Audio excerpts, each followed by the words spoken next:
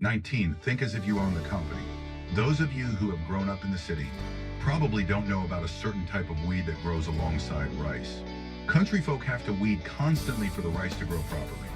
The farmer will tell the farmhand to go out and weed the paddies, and the farmhand will go out and work all day.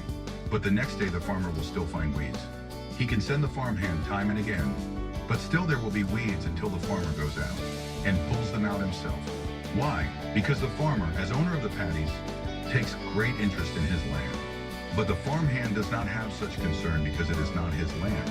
Because the farmer is an owner, he actively looks for things to do in caring for his land. He does not ask himself why he should have to do things. When other people are not doing them, he knows what he has to do without anyone telling him. The farmhand, however, does not look for work to do and asks why he has to do something when others do not have to do it. If he is not told what to do, he does nothing. He just takes it easy.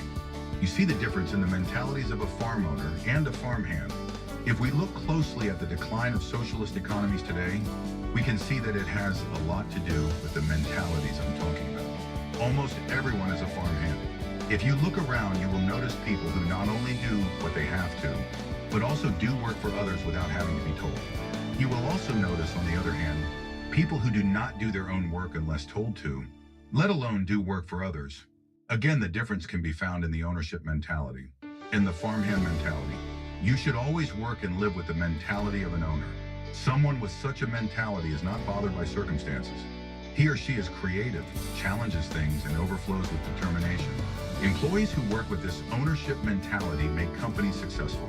People who have the farmhand mentality find it's sufficient to earn a month's pay by doing only what they are told by superiors, and maybe they'll work hard at it, but the company will never be successful.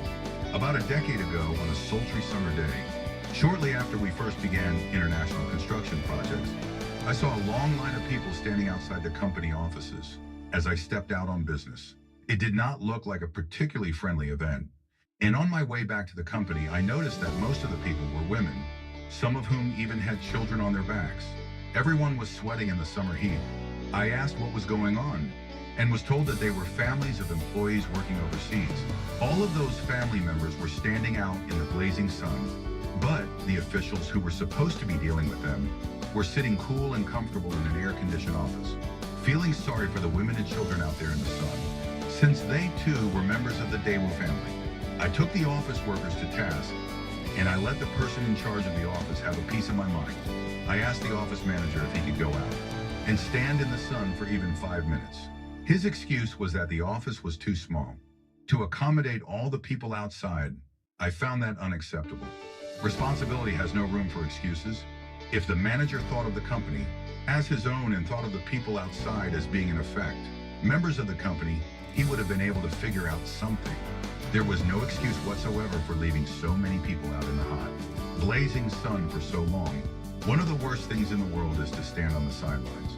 If you become filled with excuses and lack a sense of ownership, then you easily fall into mediocrity and the indifference of a mere observer, a mere bystander.